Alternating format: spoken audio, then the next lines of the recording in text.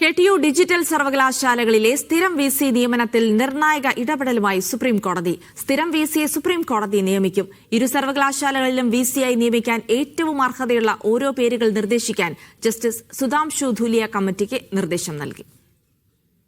മാസങ്ങൾ പിന്നിടുമ്പോഴും VC നിയമനത്തിൽ സമവായത്തിലെത്താൻ കഴിയാതെ വന്നതോടെയാണ് അസാധാരണ നീക്കത്തിലേക്ക് സുപ്രീം കോടതി കടന്നത്. പ്രതിസന്ധി പരിഹരിക്കാൻ സാധ്യമായതെല്ലാം ചെയ്തതായി വിലയിരുത്തിയാണ് നിയമനാധികാരം ചാൻസലറിൽ നിന്നും സുപ്രീം കോടതി ഏറ്റെടുത്തത്. ഇരു സർവകലാശാലകളിലും VCയായി നിയമിക്കാൻ ഏറ്റവും അർഹതയുള്ള ഓരോ പേരുകൾ ബുധനാഴ്ചക്കകം സുധാംശു ധൂലിയ കമ്മിറ്റി സമർപ്പിക്കണം. നിലവിൽ ഒരു പാനലായിട്ടാണ് കമ്മിറ്റി മുഖ്യമന്ത്രിക്ക് പേരുകൾ സമർപ്പിച്ചിരുന്നത്. ഇതിൽ നിന്നാണ് ഒറ്റ പേരിലേക്ക് എത്തേണ്ടത്. കോടതി നിർദ്ദേശത്തെ സംസ്ഥാന സർക്കാർ സ്വാഗതം ചെയ്തു. സർക്കാർ അതിനോട് പൂർണ്ണമായിട്ടും യോജിക്കുന്നു. ഞങ്ങൾ പരമാവധി സുപ്രീം കോടതി വിധിയുടെയും നിലപാടിനനുസരിച്ചാണ് മുന്നിട്ടുള്ളത്. നിയമമന്ത്രിയും ഉന്നത വിദ്യാഭ്യാസ മന്ത്രിയും ഇന്നലെ ഗവർണറെ കണ്ടതായി സർക്കാർ കോടതിയെ അറിയിച്ചു.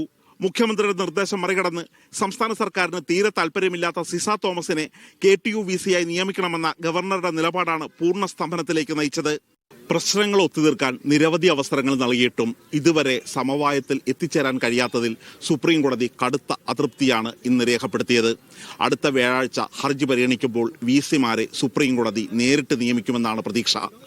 ധനസുമോദ്, മീഡിയ 1, ഡൽഹി.